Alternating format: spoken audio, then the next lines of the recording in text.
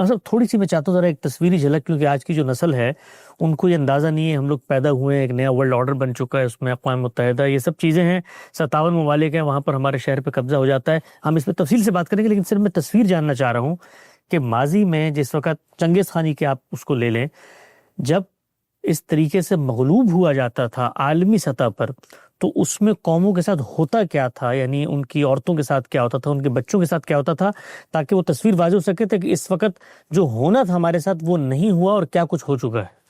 دیکھیے بات یہ ہے کہ جو فتوحات کا زمانہ رہا ہے اس میں تو بنی اسرائیل کے ساتھ جو کچھ ہو وہی پڑھ لینا کافی ہے. اچھا. یعنی پہلے حملے میں نے عرض کیا کہ کس طریقے سے پورا شہر برباد کر دیا گیا.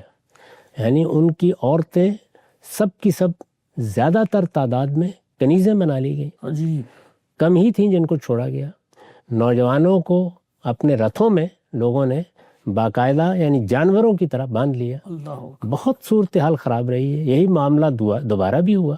میں نے تو عرض کیا کہ پوری قوم کو اٹھا کر لے گئے اور اسیر بنا لیا.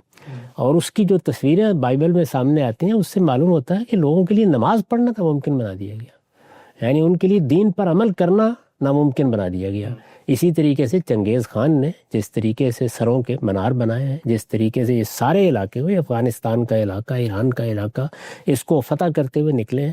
اور ہمیں معلوم ہے کہ کس طریقے سے انہوں نے جا کے بغداد کی اینٹ سے اینٹ بجائی ہے، اور پھر بغداد میں خلیفہ کے ساتھ کیا معاملہ کیا ہے، کس طرح سے اس کو قالین میں لپیٹ دیا گیا ہے اور کیسے اس کا دردناک انجام ہوا ہے. تو یہ سارے معاملات ہوتے رہے اس سے پہلے. اس میں شبہ نہیں ہے کہ جب یہ قومیں اٹھی ہیں دوبارہ، یعنی یورپی اقوام یہ حملہ آور ہوئی ہیں، انہوں نے آ کے اپنی کوٹھیاں بنائی ہیں، انہوں نے طاقت کی ہے. اور پھر دیکھ لیجئے کہ پورے علاقے پر، یعنی آپ افریقہ کے ممالک کو دیکھ لیں، ایشیا کے ممالک کو دیکھ لیں، اسی طرح مشرق کے بعید کے ملکوں کو دیکھ لیں، سب جگہوں پر یہ پہنچے ہیں. تو ان کے ہاں بھی اسی طریقے سے تجاوزات بھی ہوئی ہیں، زیادتیاں بھی ہوئی ہیں، لیکن اس درجے میں نہیں ہوئی، اس طریقے سے نہیں ہوئی جس طریقے سے ہم ماضی میں دیکھتے ہیں.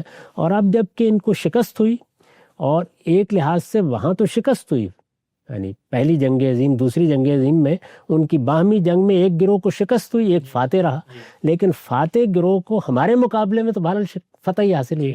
اس فتح کے بعد بھی اللہ تعالیٰ نے ایسے اسباب پیدا کیے کہ ایک نظم پیدا ہو گیا دنیا میں، جو بڑی حد تک اب ایک حوالہ بن گیا ہے. بین الاقوامی قانون یہ ہے، ضابطے یہ ہیں، دنیا میں یہ ہونا چاہیے، جمہوریت ہے، یہ حقوق ہے، اس طرح کی جتنی چیزیں ہیں یہ اس سے پہلے دنیا میں کہاں سنی تھی لوگوں نے. بالکل ٹھیک ہے، نقطہ بالکل واضح ہو جاتا